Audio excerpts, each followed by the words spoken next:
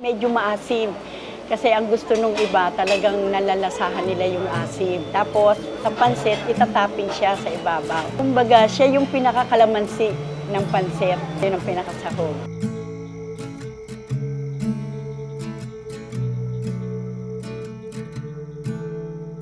Ang kanyang pinakapansit ay napakasimple lang. Ano lang siya, mike. Made of mike at saka konting bihon. Ang lahok lang niya ay hipon. Hindi siya masyadong marami sahog, kaya yung matatanda, talagang gusto niya yon kasi walang baboy. Tapos ang kilawi naman, yung papaya, inaano namin yung pinipigang mabuti. Naalis mo na yung mga katas, kaya medyo malutong siya. Tapos saka inaano, galunggong na lalaki pa nga eh. Kaya may babae, may lalaki. Yun daw ang malasa. Kaya sabihanan ko yung talagang minana namin.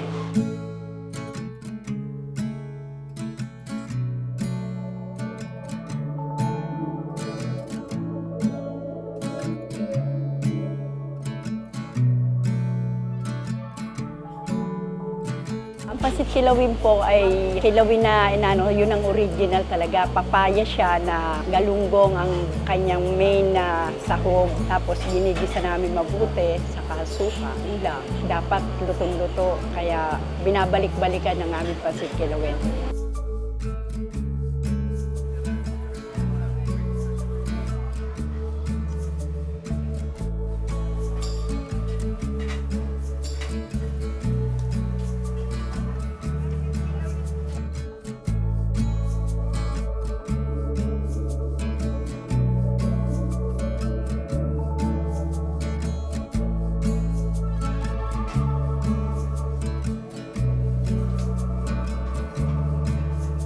Tinatapping siya sa pansit. Mostly ang kumakain talaga lagi nun, medyo mga may edad na. Yun, mabiling-mabili siya, binabalik-balikan nila yun. Nagpapa-order din kasi kami by bilao-bilao. So, saleable namin yan. Number 1, pansit kilawin, tsaka yung luglog. Siyan, lahat. Minana lang namin doon sa biyanan ko. Na yung kanyang mga customer na dati, siguro mga anak na yun, mga customer pa rin namin ngayon.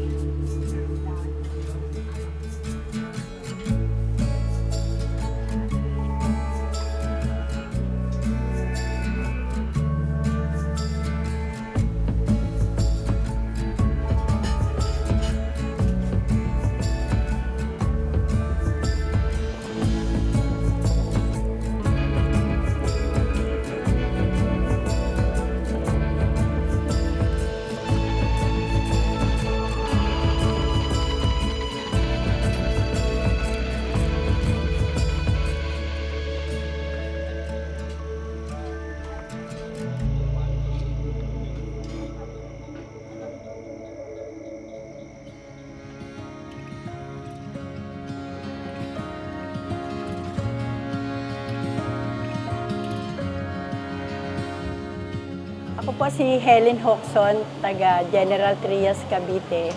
Na meron po kaming small business dito sa palengke ng General Trias na minana po namin sa biyanan ko since 1960. Pinagpatuloy namin po siya na ang kanya pong mga specialty ay kagaya po ng pansit kilawin, pansit luglog, lumpia, at meron din po kaming balinsyana, goto, at lahat po ng klase ng pansit.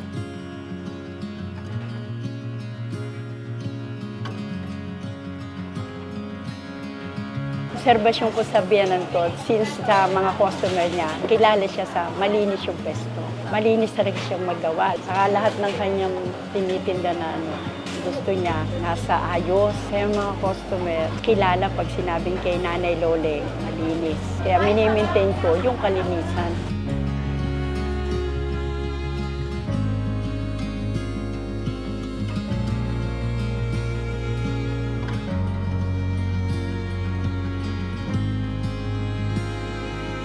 Na i-enjoy rin ako na sa araw-araw, kahit ako 65 na, hindi ko feel na 65 dahil sa araw-araw maraming tao, nalilibang ka.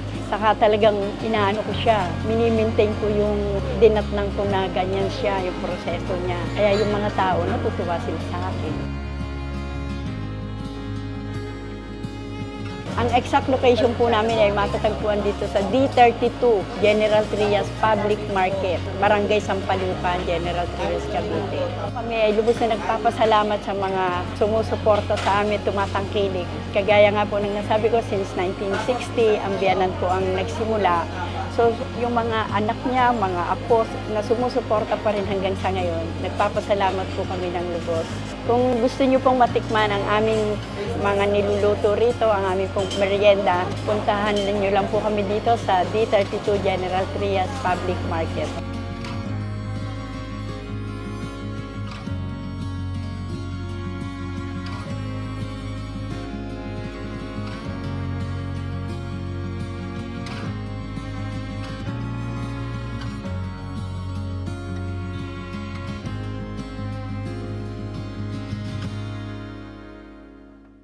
Sa mga mamamalengke po sa General Trias Public Market, try nyo po ang aming specialty na pansit kilawin na binabalik-balikan po talaga ng mga customer, lalo't mga may edad-edad na konti.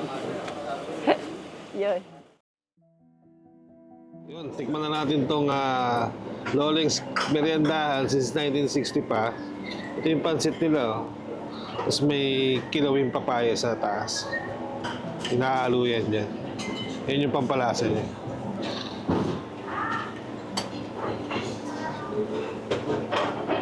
Ito natin.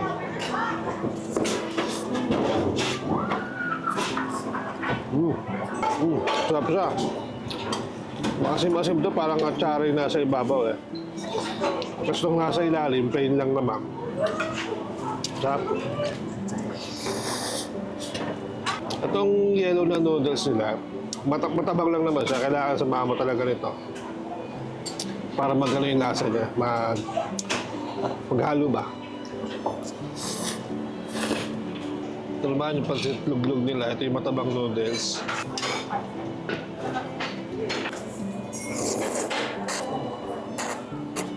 Ito masarap.